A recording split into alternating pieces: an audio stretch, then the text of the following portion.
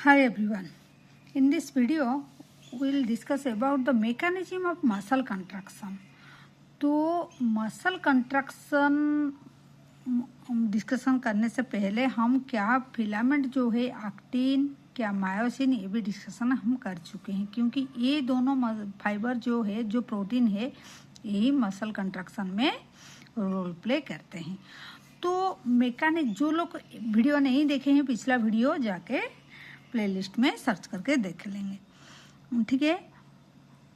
तो mechanism of muscle contraction में क्या दिया है NCERT, mechanism of muscle contraction is best explain by slide filament theory. मतलब स्लाइडिंग फिलामेंट थ्योरी क्या बोलता है, मतलब कौन किसका ऊपर में स्लाइड करता है ये हम पढ़ेंगे। क्योंकि ये तो स्लाइड फिलामेंट थ्योरी मतलब एक का ऊपर में एक स्लाइड कर रहा है, लेकिन कौन किससे कर रहा है वो देखेंगे। Who state that contraction of muscle fiber take place by the sliding thin filament over the thick filament। हो गया। तो thin filament ये जो है, ये जो thin filament ये thick filament का ऊपर में स्लाइड कर रहा है, thick filament स्लाइड नहीं कर रहा है। Clear.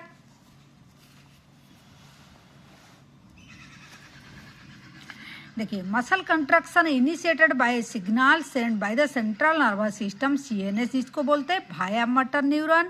Motor neuron along with the muscle fibre connected to it constitute a motor unit. वो क्या बोलता है, कब मसल कंट्रैक्शन होगा, जब सीएनएस से उसको सिग्नल आएगा।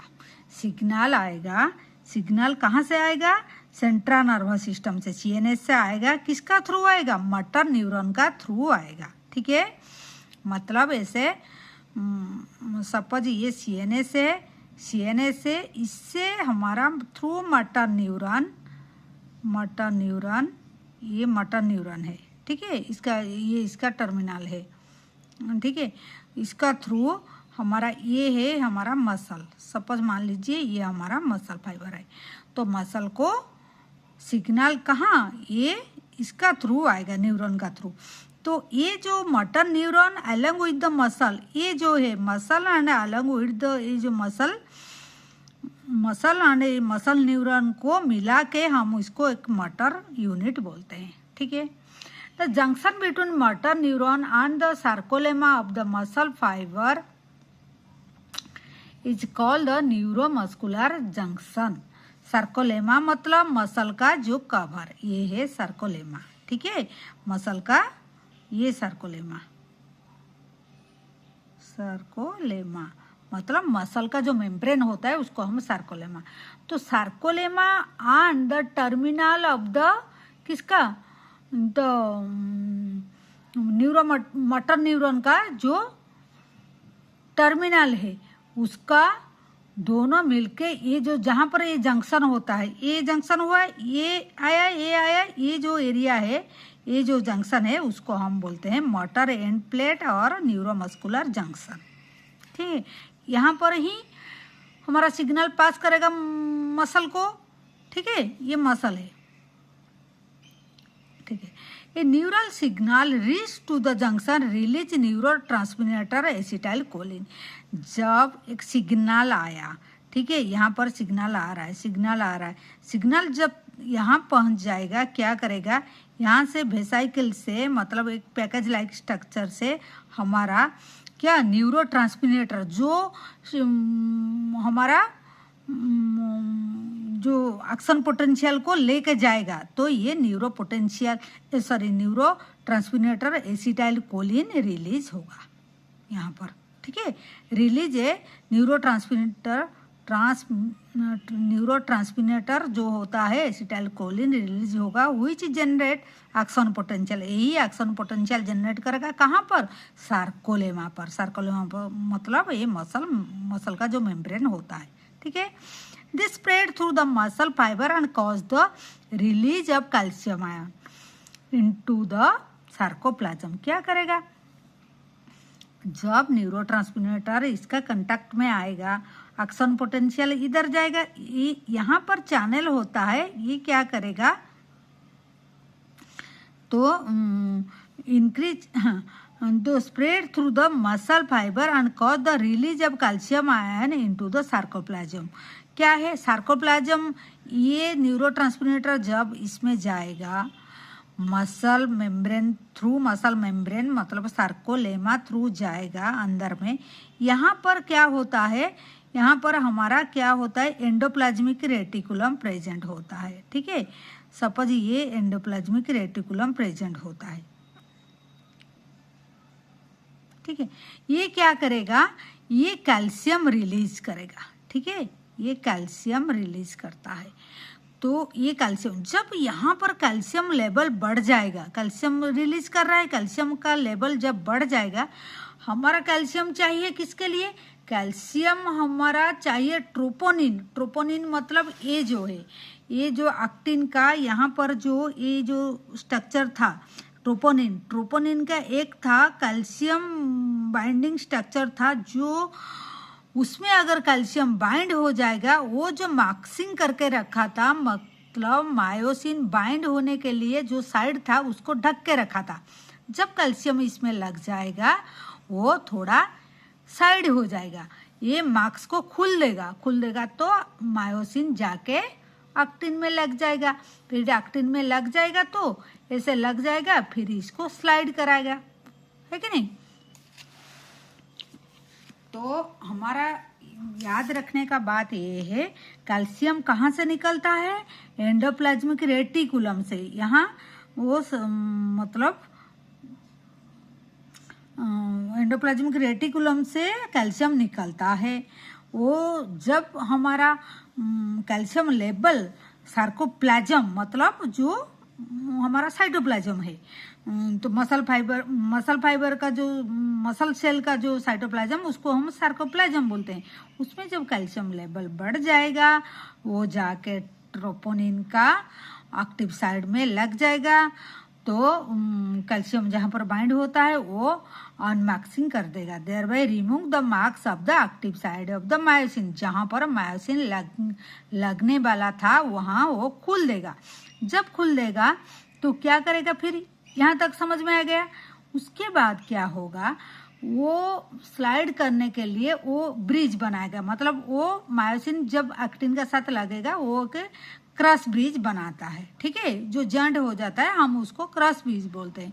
तो उसके लिए हम उसको एनर्जी चाहिए। ठीक है, तो वो क्या करेगा, एटीपी से एनर्जी लाएगा। कैसे, एटीपी को तोड़ के लाएगा, हाइड्रोलिसिस कर देगा। ठीक है, हाइड्रोलिसिस करके उसको किस में कन्वर्ट कर देगा, एडीपी एंड इनऑर्गेनिक फॉस्फेट में कन्वर्ट कर देगा। यहाँ पर लिखा हुआ है एडीपी एंड इनऑर्गेनिक फॉस्फेट में कन्वर्ट कर देगा। ठीक है, देखिए यहाँ मतलब क्रॉस ब्रिज बनाने के लिए उसको एनर्जी चाहिए। वो एनर्जी वो कहाँ से लाएगा, एटीपी से लाएगा। लेकिन डायरेक्ट एटीपी से नहीं, एटीपी को जब तोड़ेगा, एडीपी एंड इनऑर्गेनिक फॉस्फेट बनेगा, उसी टाइम में उसको एनर्जी मिलेगा। ठीक है, तो क्या होगा, उसके बाद myosin head now bind with the active side of the actin. Actin का जो एक्टिव साइड था जहां पर मायोसिन नहीं लग पा रहा था, अभी जब कैल्शियम उसका मार्क्स को हटा देगा, कैल्शियम जब ट्रोपोनिन का वो लग जाएगा तो वो मार्क्स उसका हट जाएगा, तब मायोसिन जाके क्रॉस ब्रिज बनाएगा। आया इतना तक। तो यहाँ पर देखिए फॉर्मेशन ऑफ क्रॉस ब्रिज, यहाँ नहीं लगा था, यहाँ लग गया तो क्रॉस ब्रिज फॉर्मेशन हो गया। तो क्रॉस ब्रिज फॉर्मेशन हो गया, तो उसके बाद क्या है, क्रॉस ब्रिज फॉर्मेशन होने का हमारा मकसद तो है कंट्रैक्शन करके मसल को कंट्रैक्शन, अभी तक क्रॉस ब्रिज हो गया। उसके बाद क्या होगा, दिस जब क्रॉस ब्रिज हो जाएगा, दिस पुल मतलब खींचेगा अटैच एक्टिन फिलामेंट, जो उसका ऊपर में एक्टिन फिलामेंट लग गया है, अटैच हो गया, उसको पुल करेगा, खींचेगा towards the centre of A band. मतलब इसको भी हम थोड़ा ये में दिखा देते हैं। देखिए ये जो है ना ए बैंड ये एक्टिन है, ये भी एक्टिन है। ये क्या करेगा, ये दोनों जो है एक्टिन है, ये दोनों एक्टिन है। ठीक है, वो मायोसिन ये है नीचे में। मायोसिन क्या करेगा, दोनों उसका मतलब दोनों साइड से एक्टिन को ऐसे खींचेगा। ठीक है, तो यहाँ जो सार्कोमियर इतना लेंथ था, इतना ये ब्लैक से ये जो जेल लाइन से जेल लाइन सार्कोमियर था, तो सार्कोमियर जब दोनों जहाँ जेल लाइन क्या है, जेल लाइन में एक्टिन सब लगा हुआ है, वो mid line of the actin उसमें लगा हुआ है, तो इसमें भी लगा है, तो जेल लाइन को मतलब एक्टिन को ऐसे खींचेगा, मतलब जेल लाइन फिर धीरे धीरे पास में आ जाएगा, तो मसल का कंट्रैक्शन हो जाएगा। उसको भी और थोड़ा बेहतर में दिया है ये फिगर में, देखिए ये यहाँ देखिए ये दोनों जेल लाइन का बीच में गैप कितना, देखिए मायोसिन इतना दिखाई देता है बीच में, जो एच जोन दिखाई देता है जहाँ पर एक्टिन का ओवरलैप नहीं हुआ।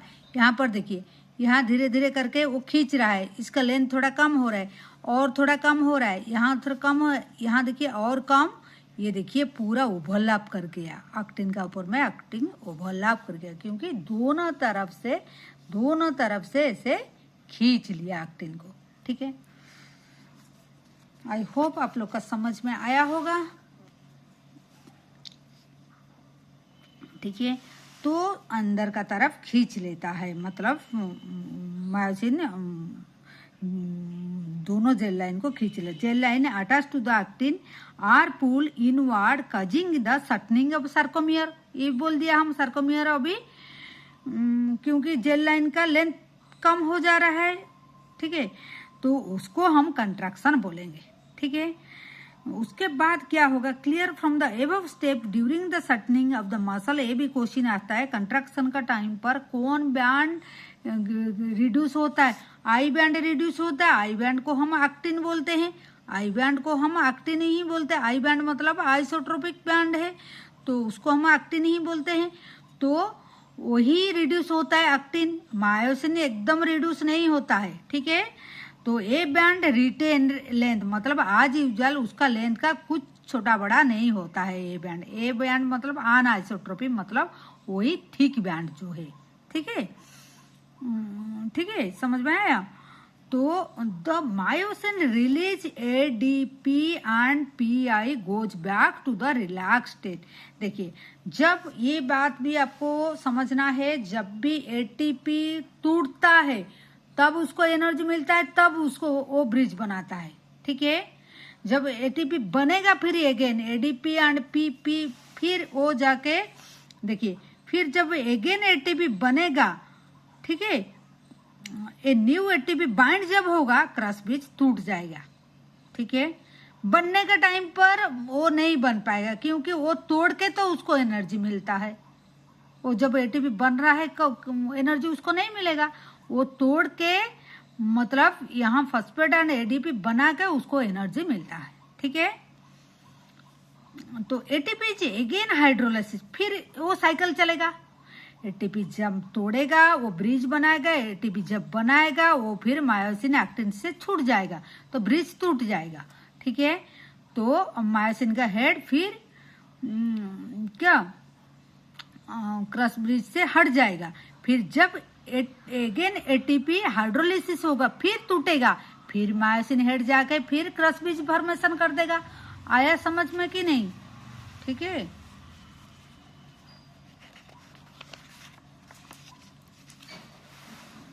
फिर और क्या दिया है देखिए, तो breaking of release cause the further sliding, ऐसे करके उसे फर्दर फिर स्लाइडिंग होता है, ऐसे स्लाइडिंग होता है, तो बार बार स्लाइडिंग होने से ऐसे कंट्रैक्शन हमारा चलता है।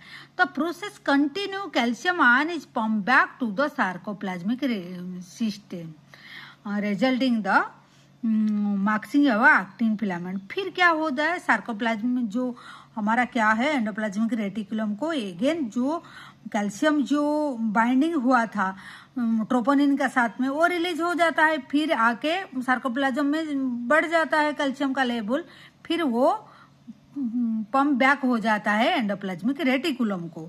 ठीक है, फिर एंडोप्लाज्मिक रेटिकुलम को आ जाएगा तो ट्रोपोनिन से कैल्शियम हट जाएगा, फिर मैक्सिंग हो जाएगा। तब जब मैक्सिंग हो जाएगा फिर अगेन मसल रिलैक्सेशन में हो जाएगा और जेल लाइन अपना प्लेस में फिर रिटर्न आ जाएगा, है कि नहीं? तो रिपीटेड अगर ऐसे चलता रहेगा, repeated activation of muscle lead to the accommodation of lactic acid due to anaerobic breakdown of glycolysis. जब भी मसल को ऑक्सीजन ज़्यादा नहीं, मसल को जब जितना डिमांड होता है अगर उतना ऑक्सीजन हम नहीं दे पाते हैं तो वो ग्लाइकोलाइसिस से मतलब ग्लूकोज को ब्रेकडाउन करके एनारोबिक रेस्पिरेशन करके लैक्टिक एसिड हमारा मसल में अकोमोडेशन कर लेगा। अकोमोलेशन मतलब ज़्यादा लैक्टिक एसिड फॉर्मेशन हो जाएगा। ठीक है, तो इसीलिए जब लैक्टिक एसिड ज़्यादा फॉर्मेशन हो जाता है तो मसल फैटिक हो जाता है। ठीक है, तो वो कब होता है? एनारोबिक रेस्पिरेशन में, मतलब जब ऑक्सीजन नहीं होता है हमारा। ठीक है, हर कंडीशन में तो हमारा ऑक्सीजन हमारा बॉडी को जितना चाहिए हम नहीं दे पाते हैं ना।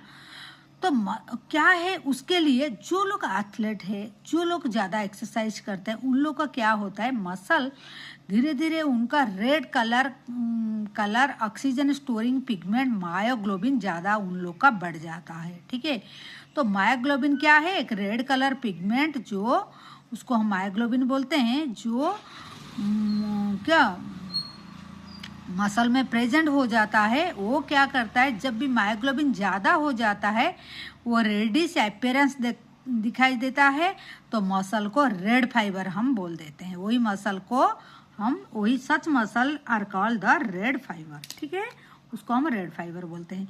तो रेड फाइबर मसल क्या होता है, उसमें उसका क्या फीचर होता है, मतलब उसका ज़्यादा माइटोकॉन्ड्रिया, प्लेंटी माइटोकॉन्ड्रिया प्रेजेंट होता है जो यूटिलाइज होता है large amount of oxygen store करने में एबल होता है and ATP during ATP production वो ज़्यादा ऑक्सीजन प्रोवाइड कर पाता है। और वही जिसका रेड मसल फाइबर है एथलीट लोग का ज़्यादा होता है तो वो ज़्यादा एटीपी प्रोडक्शन कर पाता है, वो लोग ज़्यादा भी मसल कंट्रैक्शन करा पाते हैं।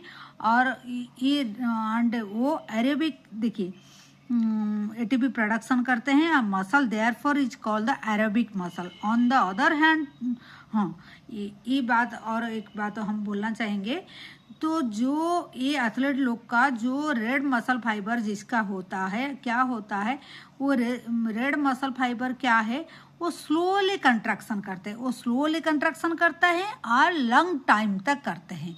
इसीलिए उनको ज़्यादा फैटिक मतलब ज़्यादा टायर्डनेस नहीं होता, वो ज़्यादा टाइम तक एक्सरसाइज कर पाते, ज़्यादा टाइम तक मतलब खेल पाते हैं। ठीक है, लेकिन व्हाइट फाइबर क्या है, मायोग्लोबिन कम हो जाता है और वेरी लेस होता है, इसीलिए वो पेल दिखाई देता है, व्हाइटिश दिखाई देता है, उसको व्हाइट फाइबर बोलता है। जो मसल में मायोग्लोबिन लेस क्वांटिटी में होता है और उसका माइटोकॉन्ड्रिया कम होता है।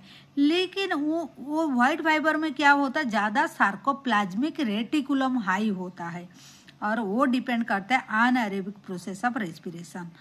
मतलब इनका माइटोकॉन्ड्रिया कम है, वो एनारोबिक रेस्पिरेशन ज़्यादा करते हैं क्योंकि ऑक्सीजन एब्सेंस में वो रेस्पिरेशन करेंगे, मतलब मसल कंट्रैक्शन करेंगे। और इसका खासियत क्या है व्हाइट मसल फाइबर का, ये सडनली कंट्रैक्शन करते हैं और बहुत फास्ट करते हैं और इसलिए ज़्यादा टायर्ड भी हो जाता है और लॉन्ग टाइम तक सस्टेन नहीं कर पाते हैं।